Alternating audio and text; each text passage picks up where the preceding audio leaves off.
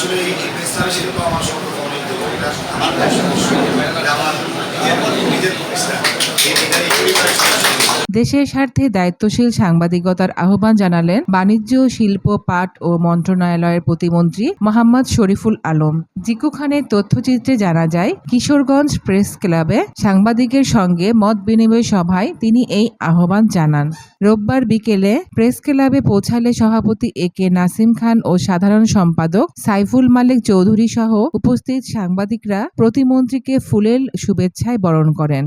সভায় প্রতিমন্ত্রী বলেন, একটি গণতান্ত্রিক সমাজে গণমাধ্যমের ভূমিকা অত্যন্ত গুরুত্বপূর্ণ।